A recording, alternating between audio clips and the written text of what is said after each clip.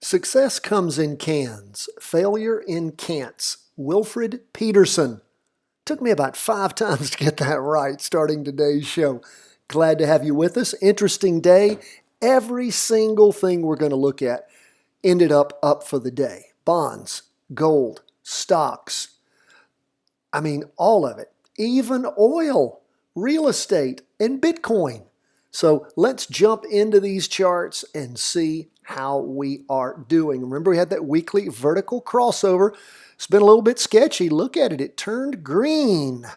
We have a green spinning top now. At one point during the day, it was red. I don't tend to look at things during the day much, but in these uncertain times, being in this practice trade at the first week, particularly into it, I'm paying quite a lot of attention, and it's been a sketchy one so far. We see the derivative oscillator gaining upward momentum. Price percent oscillator still moving up on the weekly chart. Remember, we had that weekly vertical crossover at the end of last week. The price percent oscillator on the 2-day chart is pretty flat. Now, this is the first day of the latest 2-day candle. You see how it's pushed through. This candle has gone below our 2-day trend line, and it's gone below our weekly trend line. Price percent oscillator is flat. Derivative oscillator losing momentum. You have reasons to not be in this trade at this point. Now again, up for the day, 1.22%. It was down starting off in the morning and then flattened, then went positive, negative again, and then positive again. I don't usually pay this much attention during the day, but I don't feel good about this one. Look at the 4-hour chart down in the morning, recovery in the afternoon. And again, this is the average pace it's giving us at the end of the day on the 4-hour chart. Indecision tending up, lots of indecision. Not a doji, but not that far from it. Price percent oscillator still gaining, still moving down. Well, pretty much flattening, but moving down a little bit. Derivative oscillator still gaining downward momentum. And again, 4-hour chart has also pushed through the weekly trend line. Not good, my friends. You got plenty of reasons to dump it.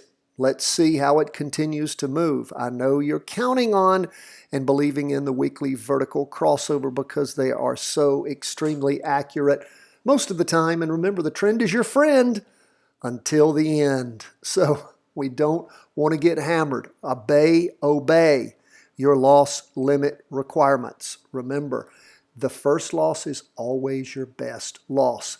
You can go back and kick yourself, but that's why I tell you guys, please fill out the trade worksheets every time you do a practice trade. Make notes on the trade worksheet every day, what you're thinking and why, and your reasons for staying in or getting out of a trade.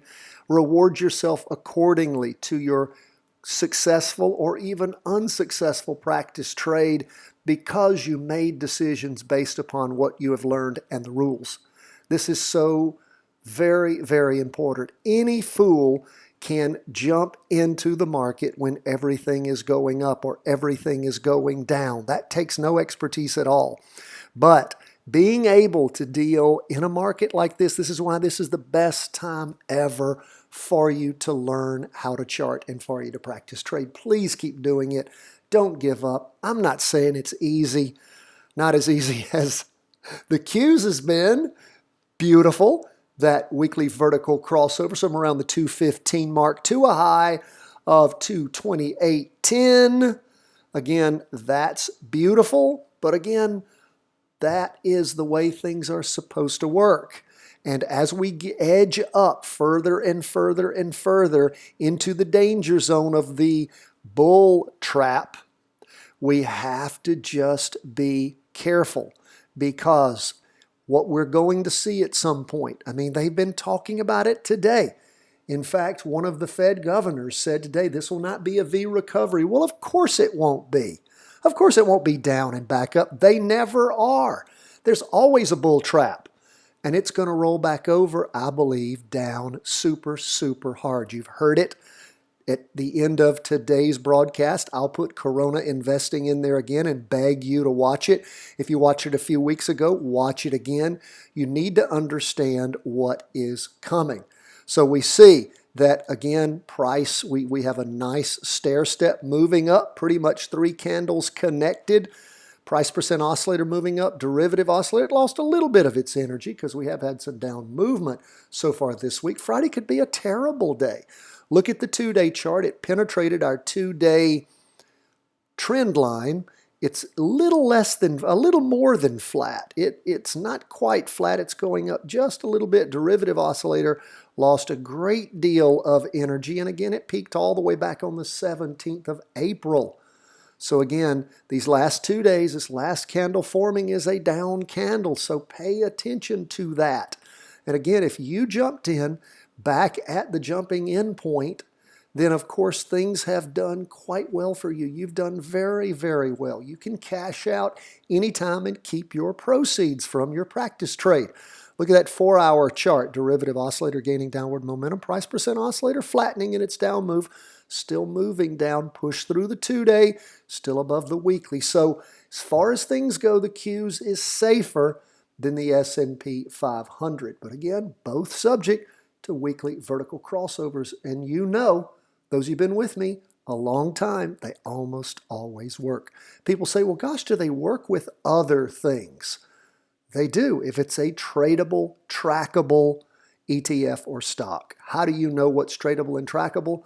Well, you take all the trainings that we give you and things just like that. And in fact, we do have a special training for you today. Oh, I love this one. It is on how we use complexity theory in investing and trading the dynamic marketplace. I love complexity theory. I don't have the differential calculus and other skills that I had in the past when I was working on my MBA, but I just, for some reason, I was crappy in math in high school, got good at it in college, better in graduate school. So anyway, I just am fascinated by it. So let's leave stocks. We're going to go to bonds. Bonds up 0.98%. Do you notice what happened to the weekly vertical crossover? Earlier in the week, it was a big penetration on Monday. It had come all the way through and was heading down, and look how it's pulled back. That's why you don't call a weekly vertical crossover until the end of the week. It may not be one. It may be a bounce off. We'll wait. We will see. We will let this lead us. Now we see that we have a red down candle. It's really a red spinning top for the week. Means indecision, tending down, derivative oscillator gaining downward momentum, but no cross through yet. Now if it's a bad day for bonds tomorrow, you could see that weekly vertical crossover occur. Look at the 2-day chart. First day of the latest 2-day candle up. Now again, what would we want to see if we have a bounce off? We would want, of course, the 2-day to cross back over going in the direction of the weekly if the weekly bounces off the trend line. We'll wait. We'll see just what's going on. Losing downward momentum as far as the derivative oscillator, price percent oscillator, still heading down. So we'll wait and see. Not going to call anything until it happens. Up in the morning, shaving off some of it in the afternoon on that 4-hour chart. Back to the weekly. Lastly, we go to gold. We see that now we have a green open box candle. It's a green spinning top, almost a hammer. You've got a bit of a wick on the bottom. Derivative oscillator gaining upward momentum, price percent oscillator heading up. And again, we're still subject to that weekly vertical crossover back on the 9th of April. We go from the weekly to the 2-day. What do we see there? Well, this is what we're waiting for, the recross of the 2-day in gold. Is that going to happen by the end of the week? I don't know when it's going to happen, if it's going to happen. Maybe it will. If it does, may not be until this next week. Derivative oscillator losing downward momentum, price percent oscillator ever so slightly heading up. We are looking for a recross on the 2-day going up on gold. If that happens, we'll be excited and we will buy gold in practice trades. We see the 4-hour chart up in the morning, further a little bit higher up in the afternoon. Gold again up 0.84%. Folks, that's where we are as we end the day. We appreciate you being with us. If all you care about are these first 4 charts, you are done. We're going to jump in for other folks who are interested in Bitcoin, real estate, and black gold, that is oil. We're going to jump into those. Otherwise, thank you so much for being with us. Don't forget, Comprehensive View and Forecast will be at the close of the market tomorrow. Buy our book, Charting Your Way to Wealth, 2nd edition.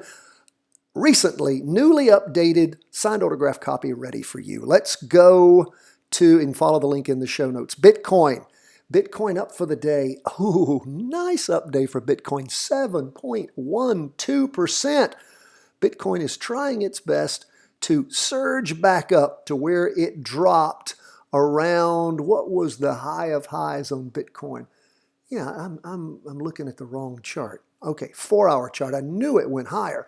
Went up to $10,323.26 was the most recent high back on the week ending the 14th of February.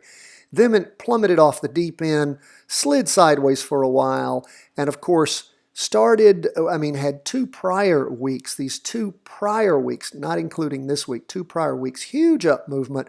And then red open box candle this week means a slowdown in the up movement. Derivative oscillator gaining upward momentum. Price percent oscillator still heading up, particularly after a nice 7.12% gain for the day. That is good to see in Bitcoin. But again, not hitting the higher high on the prior week. Candlestick itself not higher than last week's candlestick. So a slowdown in the up movement. 2-day chart, we can see it rocketing up first day of the latest 2-day candle after a red down candle previously. Now let's explore what we've seen happen since Bitcoin crashed. I want you to look at this. We see where Bitcoin moves sideways and then drops red candle. Then when we start seeing open box green candles, they move up. Then we'll have a drop for a 2-day spread. Then sideways, and then accelerating, then a drop. It's like Bitcoin is taking gulps after it crashed. It gulps, and then boom. Gulps, boom. Gulps, whoa, boom. And then gulps again. So pay attention to that. Now, of course, as you recall, we recently had that weekly vertical crossover. Isn't it beautiful when you see those? Aren't they gorgeous? Now, that's the weekly chart. Just looked at the 2-day chart. Now let's go to the 4-hour, see what we see there. So where Bitcoin peaked back on Monday morning and then dropped off Monday afternoon, Tuesday, Wednesday morning, then started accelerating up again. Hasn't crossed back over going up. Pay attention to that. We see that the 2-day is in a confirmed up move. The weekly, of course, we just talked about the weekly vertical crossover. So when's your next possible jumping in point? That would be with the 4-hour crossover going up. So pay attention to that. You look at these prior 4-hour crossovers back at the toward the end of March. That was a good one. Then a crossover down, a little fuzzy hard area, and then another one going up back on April the 23rd, another nice one. So again, pay attention. You might have a jumping in point to practice trade. If you want to learn Bitcoin, then you got to practice trade it, my friends, both up and down. So give that a shot. See what you can learn from it. Watch for the 4-hour crossover going up.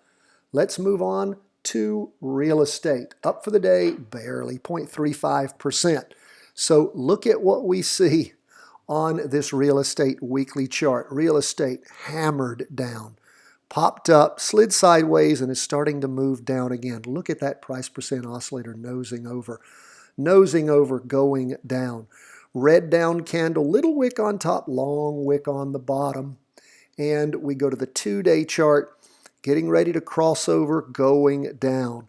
What does that mean for you? It means a recross going down. If that ends up on Friday, then you might try a short practice trade. That is either looking at Vanguard to buy a put potentially, or looking for an inverse fund in real estate to purchase. Again, practice trades only. We're not a stock calling service. We're an education firm.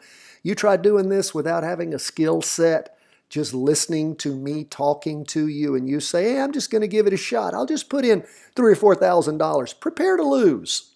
Don't do that, my friends. Practice trade until you understand all this stuff, and only after you understand it, you get good at it. You can do this in your sleep, day after day after day. Only then do you, on your own, decide what you think you're capable of. And I would encourage you, if you do start at some point, do it with one share. Do it with one or two inexpensive contracts in something that a smaller stock that you've learned how to practice trade. Don't go out there and risk your fortune that you've worked hard for. First rule of trading, don't lose money. Second rule of trading, make money. But again, we're not a stock calling service. We want you to practice with us. Look at the 4-hour chart. It is still heading down. A little bit of a recovery in the afternoon. These are Heikin-Ashi candlesticks, different than your typical candlestick. Price percent oscillator still heading down. Lost some of that downward momentum. Price percent oscillator about flat, maybe losing a little bit of downward momentum. But again, real estate may be getting ready to cross over on that 2-day chart, hammering down. Now we're going to go to black gold. We're going to head to USO, United States Oil Fund Limited Partnership. Up for the day 4.32%. Now, what does that show us? Well, the price percent oscillator is still heading down. Derivative oscillators losing downward momentum. We go from the weekly to the 2-day. It's trying to cross over going up. That would be nice, but look at this sideways slide. Yes, it's tending up a little bit, but even when you have that crossover going up, it's going to be a while before that weekly chart crosses over with it. So what does the main chart, which is the weekly, the longest term chart we look at, tell you? There is still a lot of headwind for oil, still pushing down hard. So the overall wave is down in gold. Even if this 2-day chart crosses over going up, it's going to be tough. It's going to be tough. Oil's in a tough spot. 4-hour chart, it crossed over going up back on the 30th. And again, just really tracking sideways. Wouldn't want to have to trade on that sideways sliding chart. That's where we are, folks, as we end the day. Remember what happens tomorrow. That is the last trading day of the week. We will be preparing for you the comprehensive review and forecast. You need to pay attention. If you're not a subscriber, then you need to go there to be able to get all the special trainings that we have. That's chartingwealth.com for free sign up. You'll get the special trainings like the one we're putting out today on complexity theory, like the 3-part series on options made simple. Literally the best options training you will find anywhere. And of course, it's all free for you. So instead of going out there paying all this money to learn things and to be taught things that may or may not work, that may be well over your skill set or may not make any sense to you at all, but encourage you to go out and lose money, practice trade with us. Learn what this is all about. We're here to help you. And if you want to sponsor us, we appreciate it, but you don't have to. If you feel out of the goodness of your heart you want to help us, that's great. This is expensive to put this out, but, I do it because I like it. Because you know what it does for me? It makes me a better trader, and it makes me a lot of friends. And I like that. And of course, as one of my preacher friends said, you can't give anything away in life, good or bad. So it all comes back to you. God bless my friends. All the best from the whole team at Charting Wealth World Headquarters.